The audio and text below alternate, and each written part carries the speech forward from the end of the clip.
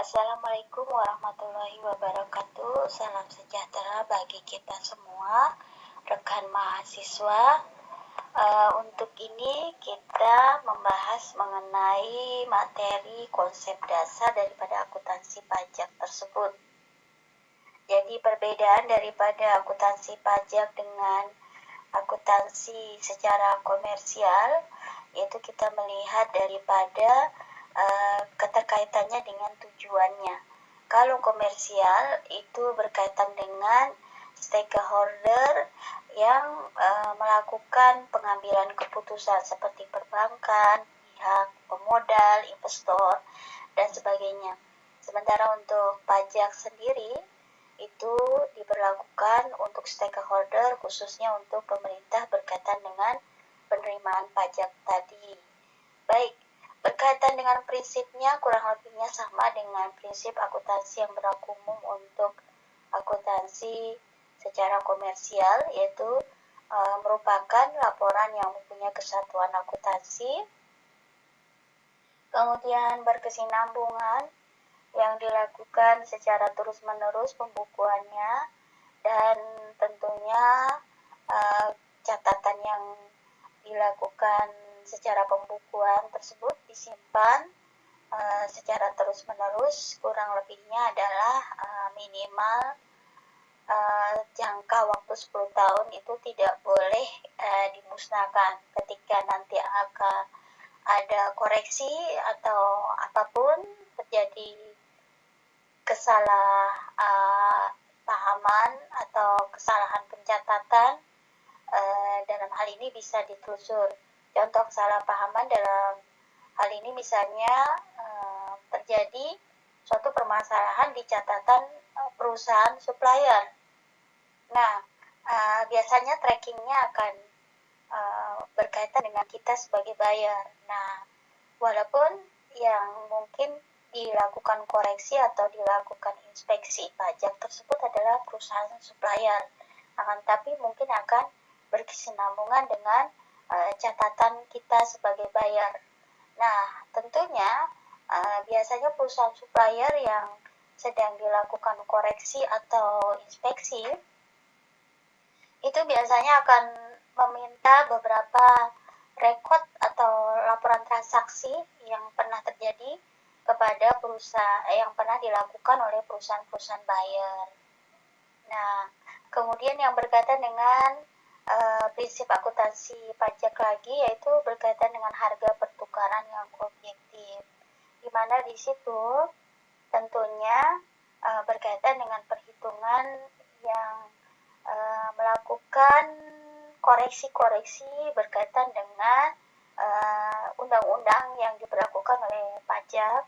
Di situ tentunya agak berbeda dengan perhitungan yang ada di akuntansi komersial. Salah satu contohnya adalah ketika kita melakukan transaksi pada ruang akuntansi komersial dengan menggunakan kurs BI, maka di dalam akuntansi pajak kita menggunakan kurs pajak. Baik, kemudian prinsip akuntansi pajak yang kedua berikutnya adalah konsistensi, di mana konsistensi adalah prinsip akuntansi yang berlaku secara umum baik secara komersial ataupun secara pajak, ya. Jadi catatannya harus sesuai dengan konsisten. Keberlakuannya itu harus dilakukan secara terus-menerus. Jadi contohnya adalah misalnya aktiva yang digunakan untuk bangunan itu menggunakan metode garis lurus, maka dia harus diterapkan secara konsisten, tidak boleh berubah-ubah, tergantung pada metodenya yang diberlakukan oleh pihak manajer. Nah, itu nanti kita untuk bisa dipahami korelasinya antara perhitungan garis lurus akuntansi dengan perhitungan garis lurus berdasarkan versi prinsip akuntansi pajak. Kemudian konservatif, jadi prinsip realisasi terhadap pengakuan itu harus dilakukan ya untuk akuntansi pajak tersebut, yaitu konservatif itu adalah mengubah perhitungannya Sebagai contohnya adalah ketika kita sedang menghitung laporan penjualan dengan menggunakan dolar, maka kalau kita menggunakan akuntansi komersial, maka kita akan mengalihkan dengan kurs BI tengah. Sementara untuk pajak sebaliknya, ya, jadi kita harus kalikan dengan kurs pajak. Baik, berkaitan dengan fungsinya sudah jelas, ya, adalah mengolah data kuantitatif dan disajikan untuk perhitungan pajak, ya. Kemudian tujuannya adalah untuk aspek alokasi, yaitu diarahkan sikap netral, tidak cenderung mempengaruhi alokasi dan diserahkan pada mekanisme pasar. Kemudian yang kedua, aspek distribusi, diarahkan untuk mempengaruhi distribusi atau penyebaran pemilikan atau penguasaan faktor-faktor produksi dan pemerataan hasil bangunan. Kemudian yang ketiga adalah aspek stabilitas, di mana pemerintah melakukan stabilisasi ekonomi dengan tingkat perdayaan guna tertentu, sumber daya manusia, stabilitas harga, dan tingkat inflasi. Jadi kita ketahui bahwa tujuan kebijakan perpajakan itu adalah untuk membantu pemerintah dalam mengalokasikan dana yang sudah diambil dari masyarakat sebagai kewajiban masyarakat, karena kita berada di satu negara, maka kita ibaratnya satu rumah punya kewajiban bersama, yaitu bersedia membayar pajak untuk kepentingan bersama. Nah, disitulah kita akan diatur bagaimana aspek alokasinya, distribusinya, stabilitasnya. Nah, untuk itulah maka perusahaan yang dipungut pajak tersebut atau pribadi yang dipungut pajak, waba pribadi, itu harus memberlakukan akuntansi pajak secara benar, sehingga tidak banyak temuan-temuan atau kesalahan-kesalahan yang dilakukan lagi oleh pihak pajak untuk melakukan koreksi. Jadi kita harus melakukan pencatatan secara benar. Kemudian konsep dasar dan tujuannya untuk fiskal dan komersial itu sudah jelas, meliputi accrual basis dan juga going concern. Ya, jadi kalau kita lihat di sini pengakuan transaksi itu terjadi, itu sudah dicatat atau dilaporkan. Jadi accrual basis, meskipun uangnya belum diterima. Kemudian going concern-nya itu mengasumsikan bahwa aktivitas perusahaan itu berjalan secara terus-menerus. Sehingga di situ informasi yang disajikan dalam laporan keuangan perpajakan itu adalah sebagai bahan untuk menghitung penghasilan kena pajak, terutama dalam sistem seller assessment sebagai laporan pertanggungjawaban atas kepercayaan untuk pajak terhutang bagi setiap wajib pajak. Kemudian kita lihat lagi, di sini tujuan kualitatif akuntansi pajak tentunya sudah jelas bahwasanya akuntansi pajak itu harus disajikan secara relevan, dimengerti, dan juga validasi. Ya, jadi itu adalah suatu yang sangat plak. Begitu pula dengan syarat lainnya adalah netral, tepat waktu, daya banding, dan juga komplit atau lengkap. Pengertian pembukuan sesuai dengan pasal 1 ayat angka 29 Undang-Undang KUP menyatakan bahwa pembukuan adalah suatu proses pencatatan yang dilakukan secara teratur untuk mengumpulkan data dan informasi keuangan yang meliputi aset dan juga pasif kewajiban atau kewajiban dan modal, serta penghasilan dan biaya, serta jumlah harga perolehan dan penyerahan barang atau jasa yang ditutup dengan menyusun laporan keuangan sebagaimana mestinya, yaitu terdiri dari neraca dan laporan laba rugi, dan lebih lengkapnya lagi jika ditambah dengan laporan arus kas. Pada pasal 14 ayat 2 Undang-Undang PPH menyatakan bahwa jumlah peredaran usaha menjadi batas kewajiban penyelenggaraan buku ada sebesar 4.800.000.000 setahun. Jadi jika perusahaan atau pribadi Contohnya artis ya, dia sudah memiliki peredaran usaha dalam setahun itu adalah 4.800.000.000 lebih, maka dia wajib melakukan pembukuan untuk bisa menjadi lampiran daripada pembayaran pajak. Jadi kalau misalnya belum sampai seperti itu, maka kita bisa melaporkan penghasilan kita dalam ruang SPT pribadi. Tapi kalau sudah punya omset yang tersebut tadi, maka diwajibkan dilakukan juga pembukuan sehingga dilampirkan dalam laporan pajak untuk pembayaran SPT tadi. Baik, itu tujuannya adalah untuk mempermudah wajib pajak dalam mengisi SPT. Kemudian juga mempermudah hitungan besarnya penghasilan kena pajak, ya, khususnya untuk PPN, kemudian penyajian informasi tentang posisi finansial dan hasil usaha untuk bahan analisis maupun pengambilan keputusan ekonomi perusahaan.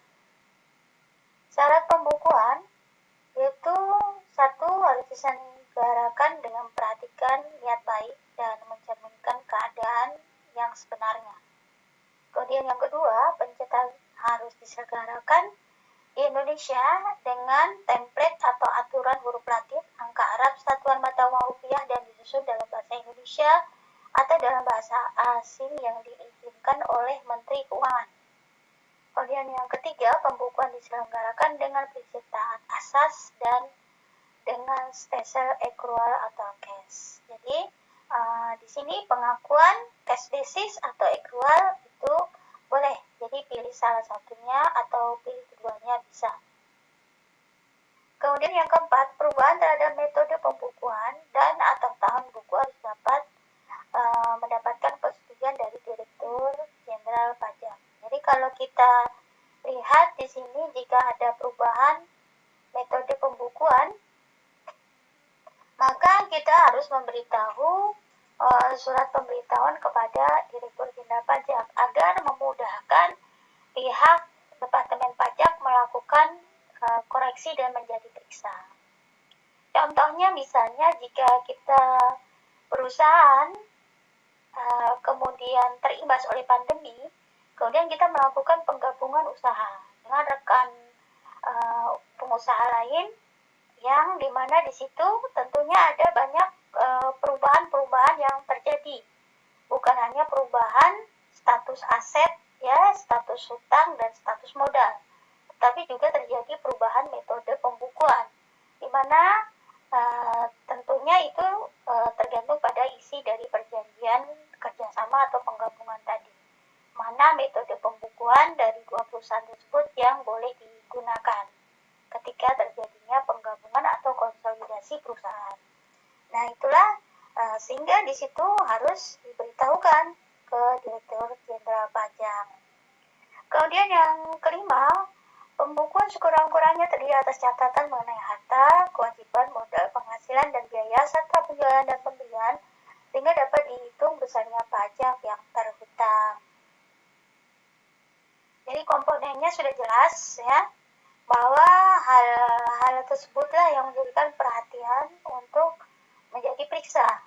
Ya, jadi harta, kewajiban, modal itu di unsur neraca, penghasilan dan biaya itu di unsur laba rugi, kemudian di unsur penjualan dan pembelian terkait dengan PPN tadi, ya, PPN dan PPNBM, serta di situ dari aktiva, dari pasifa, dari laporan laba rugi, dan dari akun penjualan dan pembelian pada khususnya itu juga ada ruang-ruang yang berkaitan dengan korelasinya dengan pajak penghasilan selain daripada PPh 21. Jadi ada PPh lain, ada PPh 22 dan seterusnya.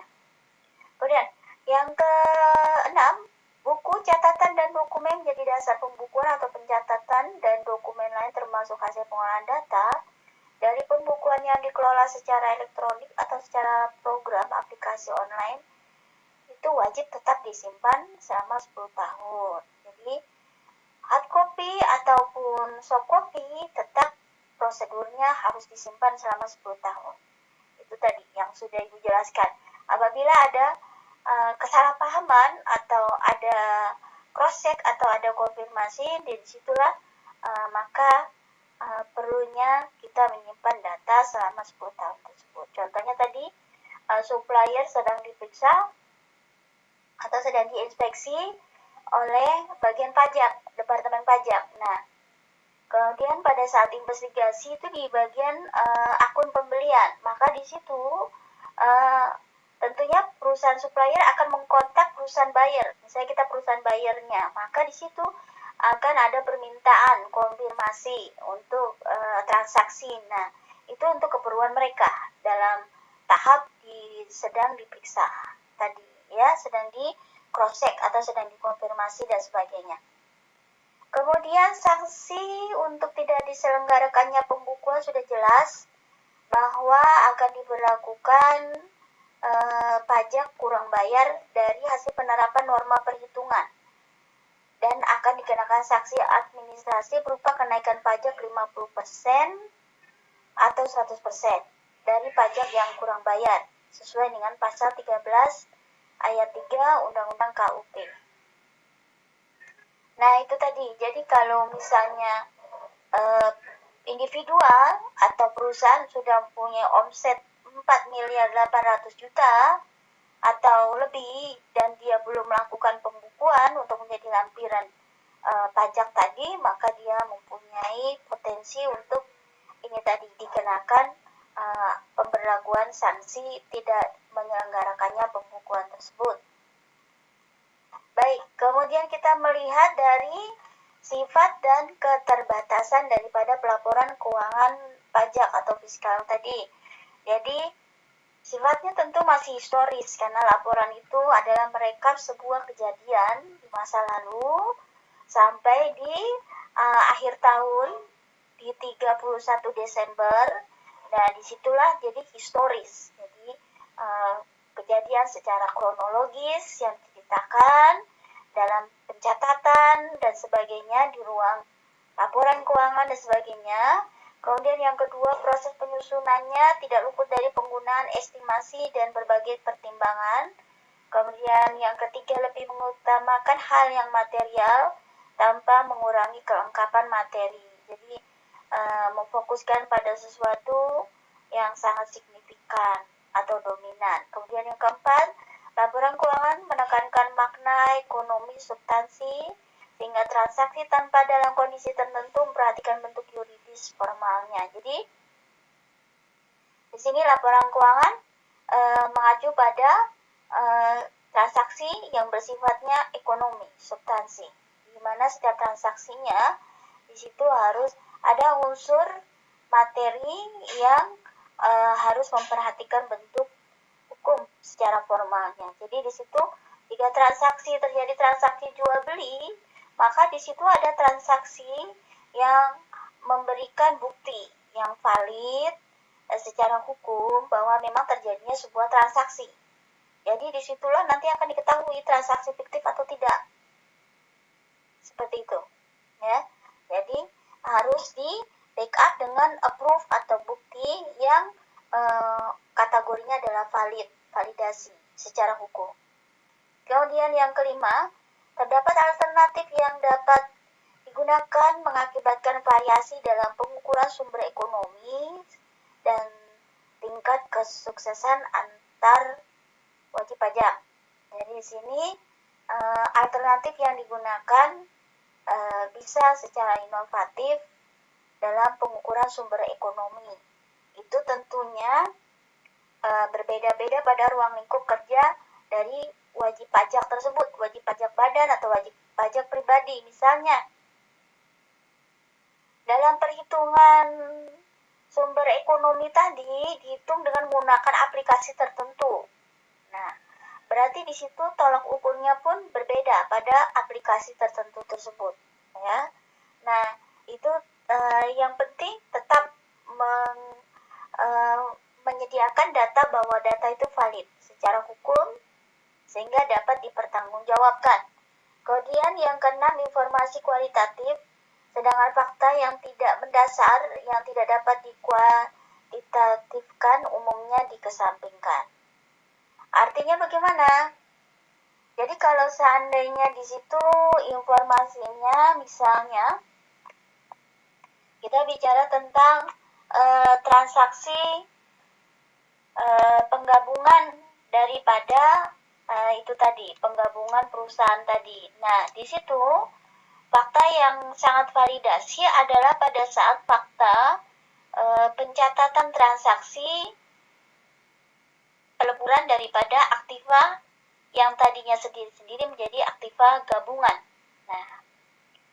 Nah, untuk hal tersebut, informasi yang berkaitan dengan penggabungan tadi biasanya yang sifatnya kualitatif itu misalnya catatan memo pada saat penggabungan tadi, asetnya itu adalah misalnya aset dari perusahaan satu itu kondisinya 50% baik, 50% bagus. 50% bagus, 50%-nya lagi kondisi dibeli second. Sementara perusahaan yang kedua digabung itu aktifannya 100%, perusahaan aktifannya itu bagus kondisinya. Nah, pada saat peleburan itu transaksi yang dihitung adalah harga perolehan dari aktiva yang sudah dikoreksi di ruang audit, di ruang audit pemeriksaan laporan keuangan itu sudah dikoreksi. Nah, untuk memonya tadi itu adalah informasi tambahan yang tidak dalam bentuk materi atau nilai secara ekonomi. Jadi tidak bentuk dalam nilai cost yang sudah disesuaikan tadi, yang sudah diperiksa di laporan keuangan pada jumlah rupiah tertentu. Tapi hanya informasi tambahan itu tidak perlu kita taruh di dalam laporan keuangan fiskal. Tapi sangat penting ditaruh di laporan keuangan komersial. Karena kalau di laporan keuangan komersial itu berkaitan dengan kepentingan stakeholder pengambil keputusan. Sementara kalau di laporan keuangan fiskal, stakeholdernya adalah pemerintah berkaitan dengan pajak. Jadi difokuskan kalau untuk pajak difokuskan pada harga perolehan yang sudah diaudit tadi. Jadi untuk berkaitan dengan informasi kualitatifnya tadi, kondisi perusahaan satu pada saat peleburan tadi asetnya 50% bagus, 50% tidak bagus. Kemudian yang perusahaan yang kedua, perusahaannya kondisi asetnya bagus 100%. Nah, itu sangat penting dimasukkan ke dalam laporan komersial, ya, di laporan keuangan komersial. Karena itu akan berkaitan dengan kepentingan para pihak stakeholder. Di situ pemangku owner tadi, ya, pemilik perusahaan gabungan, kemudian pemilik saham dan sebagainya.